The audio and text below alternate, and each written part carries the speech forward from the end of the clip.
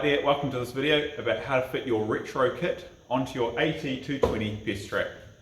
This will turn the trap from a bottle-based system into the pouch-based system that sits underneath the lid. It's a really easy process, and hopefully this video is going to show you step by step on how to do it yourself at home. It's a job that can be done out in the field if that's where the trap is, or if you'd like you can bring the trap into a workshop where you can work on a nice stable workbench. Before we do any work to the trap though, we're just going to make sure it's in a nice safe position, and I'll show you how to do that now. Whenever we're working on our traps, we just want to make sure they're in a safe state to do so. So when we're handling the traps, I'm always just going to be hanging onto this ply. It's the safest place to have your hands, nowhere near this trapping mechanism. Just going to rock this trap back here. I can see that the kill bar is down in the unset position. If you come across a trap like this one, where this kill bar is actually raised up, we want to work on this trap, so we want to make it safe. What we're going to do is lift up the lid here. I'm going to wake the machine up by pushing once. That green light will go. It's going to flash because it's actually in the set position. Then 2 clicks will actually fire the trap off. Then we're just going to unscrew the battery so it doesn't set again.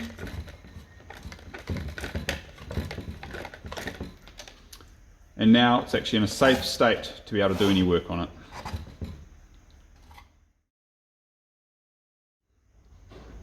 So here are the tools that you'll need: a pair of side cutters or sharp pair of scissors, 2 sets of needle nose pliers, the smaller the better, a square headed screwdriver.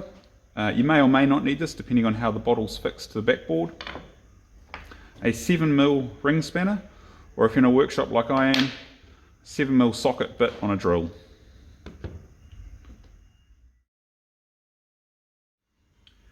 Right, we're just going to remove this lid. Depending on the age of your trap, your bottle might be held on by a hose clip like this one, or it might just be cable tied onto the ply backboard. If it's cable tied, you can just snip them from around the back of the ply.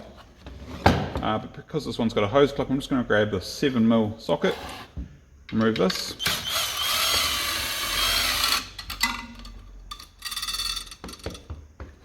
The soft plastic hosing here can be gently removed, and then it can all come out and lay down onto the side here. Just going to take the opportunity to remove this hose clip here as well.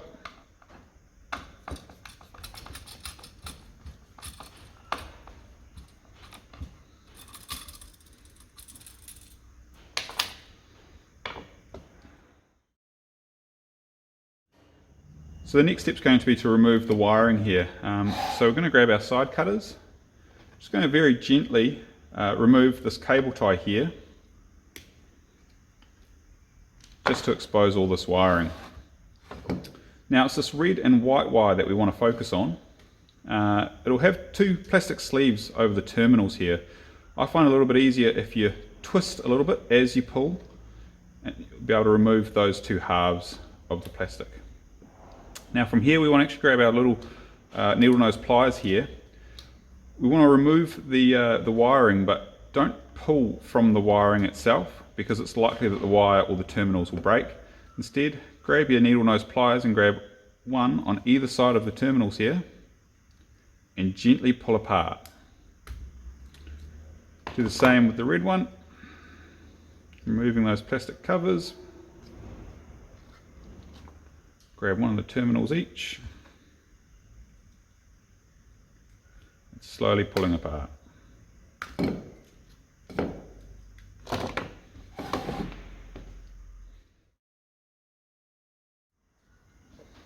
going to take this opportunity to tidy these cables back up again. So we want our red and white pump wires that we just were working on just exposed.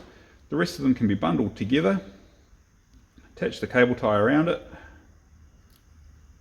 and fasten.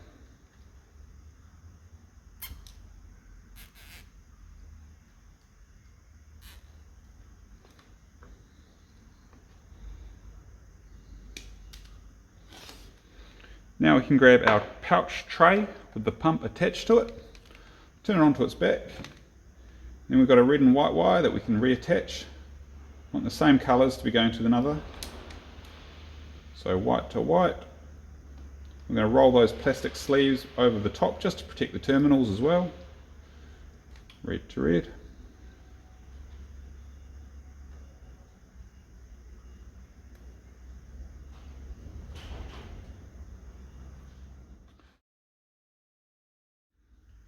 Now you can roll this tray over, tucking the cabling underneath it.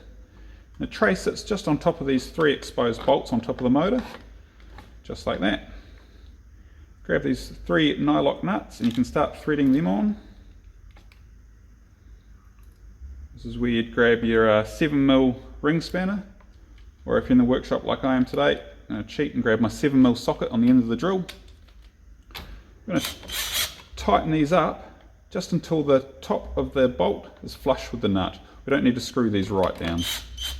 It's just to hold this tray in place.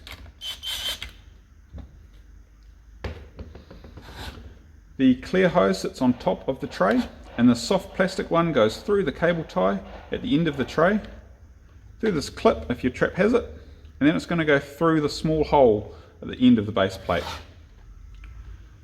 Through that hole and also through the hole that sits in the trap body itself, and it's going to sit just on top of the tray that's in the trap itself.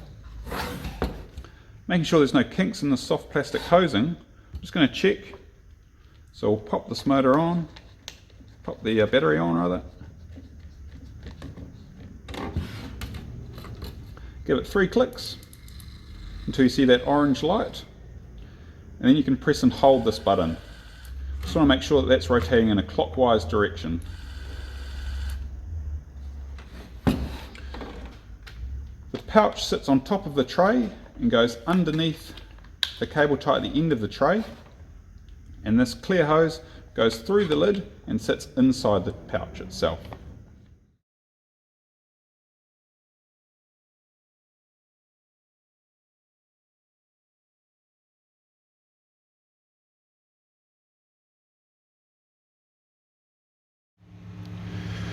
So let's just say as you're trying to remove the wiring from the old bottle system, you're pulling, and these terminals actually break not where you want them to, but let's just say at this wire end here. So you're left with one exposed wire and both terminals on one system. What you can actually do when reconnecting the new system, if you cut the terminal off from the same colour, you can actually use these gel connectors. So what you'll need to do is poke one side into one end of the gel connector, and for the same colour on the other side, and then push down on the orange tab. Now you may need to grab pliers just to get a nice good solid connection there. And what that actually does is that actually bridges that connection and works like our terminals that we broke earlier. So